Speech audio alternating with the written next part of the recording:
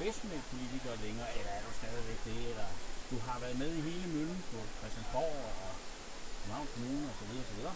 Hvordan er det at være en fri mand? Ved du, hvad det sjove er? Ved du, hvad det sjove er? Det er jo faktisk over 5 år siden, jeg holdt op med det. Okay. Det var nemlig 1. maj af alle dage 2018. Og alligevel så meget, meget ofte, så får jeg det spørgsmål. Ja. Fordi folk har en eller anden opfattelse af, at det er faktisk ikke ret lang tid siden. Ja. Men det er jo 5 år siden. Og hvordan har jeg det med dem? Jeg har det godt med det. Ja. Jeg gik jo, fordi jeg sådan synes, at professionel politik mindre og mindre blev noget for mig. Og så skal man jo ikke være der. Og derfor har jeg det godt med den beslutning. Jeg bygger en forretning op.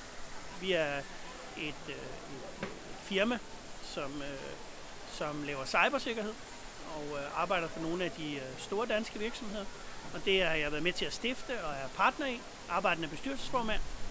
Så er jeg jo fast skribent for Berlingske, og så holder jeg foredrag, og jeg er også lige ved at færdiggøre en ny bog. Så det er sådan det, jeg går og laver.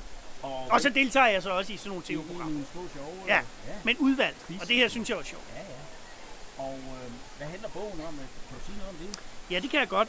Jeg skrev en bog, der hed Frie Ord, da jeg holdt op i politik. Den kom i 2019, som sådan handlede om, hvordan politik havde været. Ja. Og ligesom forklarede, hvorfor jeg egentlig valgte at forlade det. Og så lovede jeg dengang, at jeg ville skrive en bog om, hvordan det burde være. Og det er lidt sværere, fordi jeg gider ikke sådan noget moraliserende fis. Men den er ved at tage form. Den nye tid efter Ukrainekrigen og så videre. Okay. Eller i forbindelse med det bliver godt, tror jeg. Og var det et hårdt job at være professionel politiker på den måde, som du har været det? Ja, det synes jeg jo i stigende grad, det blev. Jeg synes ikke...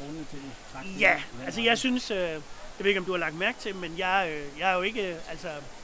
jeg er jo ikke fejlsky. Altså, jeg begår jo også fejl. Og jeg lægger hele min person ind i det, jeg laver. Og det vil sige, for mig at se, så forsvinder det menneskelige aspekt mere og mere fra politik. Og så er det svært for sådan en som mig at være i. Så skal man ikke være der. Fordi du kan jo se præcis en som Jakob er jo relativt ny i forhold til politik. Han er jo sådan en, man i virkeligheden sukker efter, der burde være flere af. Ja. Og hvordan behandler man ham så, ikke? Altså det... Ja.